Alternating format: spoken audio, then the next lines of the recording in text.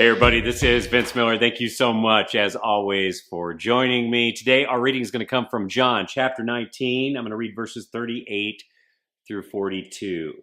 This is moments after Jesus has died. It reads, "After these things, Joseph of Arimathea, who was a disciple of Jesus, but secretly for fear of the Jews, asked Pilate that he might take away the body of Jesus. And Pilate gave him permission to do so. So he came and took away his body. Nicodemus also, who earlier had come to Jesus by night, came bringing a mixture of myrrh and aloe, about 75 pounds in weight." That's a lot. "So they took the body of Jesus and bound it in linen cloths with the spices, as is the burial custom of the Jews. Now in the place where he was crucified, there was a garden. And in the garden, there was a tomb in which no one had been laid. So because of the Jewish day of preparation, since the tomb was close at hand, they laid Jesus there." Now, I think most people know the accounts of Jesus' death and resurrection. However, there are some details we often miss during the time between those two events. And one is the account of the details of his burial.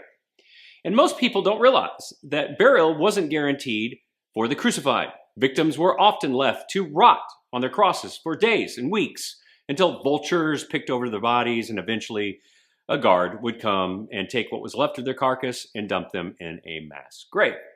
Now, this would have been the fate of Jesus' body if it had not been for two emboldened men. So in the shadow of this really dark moment, two men stood up and risked their reputation and their money to request the body of Jesus. They were Joseph and Nicodemus, two really interesting guys. And I think they're interesting because both, up until this moment, only secretly followed Jesus, which makes you ask, who were these two guys?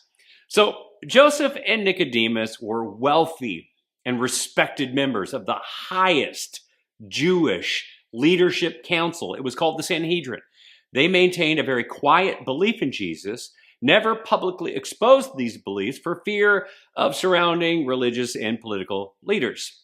Now, you might remember Nicodemus, of course, because he was the guy who initially came to Jesus by night to ask some questions about his teaching, which you can read about in John chapter 3. Together, these two, after Jesus' death, joined an alliance to request the body and provide a proper burial for him. Nicodemus provided a substantial amount of myrrh and aloes, obviously weighing a ton, to prepare his body for burial. Now, it's kind of fun to see what they do here, because we watch these men move from fearful believers to fearless followers because of this event. Here they did what followers do. They were willing to risk their money and their reputation for Jesus. Note, even before he was actually raised from the dead, they provided a proper burial and a tomb and all the spices and myrrh that went with it, that, by the way, Jesus wouldn't use for very long.